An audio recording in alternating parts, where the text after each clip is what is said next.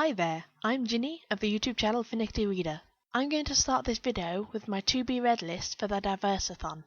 It's made up of books that I could scrounge up, so it's really made me think.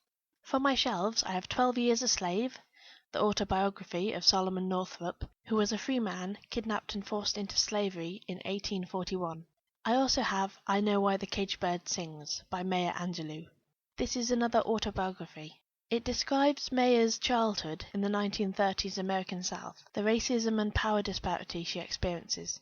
It talks about the ups and downs of her life, her rape at the hands of her mother's lover, and the birth of her son. If you're like me, you like discovering patterns and coming up with theories. Now, 2 books aren't enough to come up with any conclusions, but I do think these books illustrate something I've noticed looking back. When I see racism portrayed in well-circulated books, it's usually a long time ago and over there. There's always a lens between us and the nastiness. The other one that sticks in my mind is Brick Lane by Monica Ali, where we do see racism, but I don't remember seeing it through the eyes of the main character. We see how it affects her husband and her daughters instead. This is interesting because when we read, we often slide under the skin of the protagonist, whether through hearing their thoughts or just building a really close connection.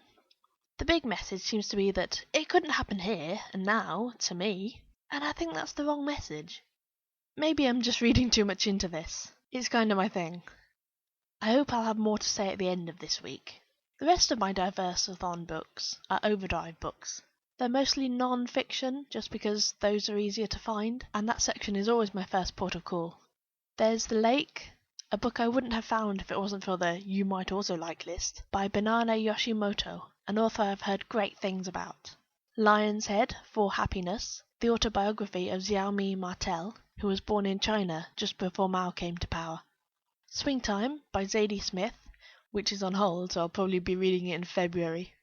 Yes, My Accent is Real by Kunal Nair, who plays Raj on The Big Bang. I love the character, but I bet I'll love Kunal even more. I Die, But the Memory Lives On, edited by Henning Mankell. Henning is white, but the book is a collection of messages by people and parents in Africa who are dying of AIDS to the next generation in the hope that things will get better. I know, it's diversity reading, and I went to a book about AIDS, but it's not my first book about it, and I'd love to know what they chose to try and pass down. And hey, if epidemiology is something that interests you, can I suggest The Wisdom of Whores? But working with this theme, I have AIDS Sutra as well. This was in Women's Studies, a place I always check. This is about Indian women and, yes, AIDS, and the shame and prejudice that stops people obtaining the information and help that they need. Next, Living and Dying in Brick City, stories from the front lines of an inner city ER. This is yet another book that covers the same well-ploughed field, but at least the author is a black doctor. I really hope he goes into the causes and effects of the violence and explores it on a deeper level, but after googling him, I think I'm in good hands. In My Father's Country by Saima Wahab sounds like a really interesting autobiography. Saima comes to America as a refugee child and then, as an adult, becomes a translator, helping the American army and Pashto-speaking Afghanis communicate and understand each other. I'm really looking forward to this one. The next is Raising My Voice, the autobiography of Malalai Joya, a female member of parliament in Afghanistan. Are you interested yet? I am. Reading Lolita in Tehran by Azar Nafisi is one I've already heard of but never picked up. I just had the thought that it might be on my fireplace, but found The Bookseller of Kabul by Asni Sierstad instead. I can see myself reading them together and comparing. Yay! Finally, there's also The Other Westmore. In it, Wes tells his own story about how he grew up with many disadvantages in Baltimore and came to becoming a Rhodes Scholar, but at the same time tells the story of another boy, born in the same place, with the same name and similar prospects, and how things didn't work out so well for him. I'm really curious to know what happened to set them on different paths. There's also a book called Due that I accidentally borrowed when I meant to wishlist it, but I'll probably finish it before Sunday. As for my read books, I have 2 finished and 1 DNF to talk about today. The one I didn't finish was Guilty or Innocent by Nancy Murphy. It's a real story of 2 men who were hanged in Ireland for a crime they might not have committed. Sounds good, right? Well, the case may have been interesting, but I can't tell if this was meant for historians, a very small, specific audience, Or the people who would have heard about it secondhand, like the author? If it's the second, what the hell?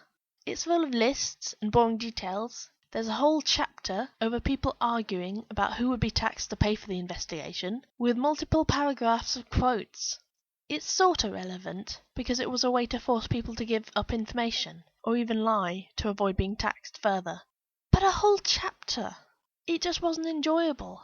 I gave it a chance, and I didn't see enough reason to continue. The next was Equal Rights by Terry Pratchett, which I loved. It was the story of Esk Smith, a girl who's accidentally imbued with wizard magic in a world where magical powers are very much segregated by gender. It's a Discworld book, and it was bloody awesome. If the summary doesn't drag you in, read it for Granny Weatherwax. She's a traditional old witch who doesn't like fawn parts and hates brooms, so she has to borrow one that needs a run-up to bump start it. Terry Pratchett is just a really funny writer, and I've got 3 more of his books on my Kindle that I'm really excited about. The last book is Girl Up by Laura Bates. This is actually aimed at teenagers, but I did enjoy it. You might know Laura from her Everyday Sexism website and TED Talk, and this kind of sexism is one of the things she talks about in Girl Up. It's infuriating to hear about some of the things that teen girls have had happen to them that the world treats as okay. Sexual assault, catcalls. It just annoys me so much. It's not all depressing like that. She also talks about combating internet idiots and dick pics with humour, all the things a lot of girls don't know about their genitals, and how to get active as a feminist. I'd recommend this book to any teenage girl. Anyway, I have to go work on the first draft of a university essay. I hope you guys have enjoyed this video. Talk to you later.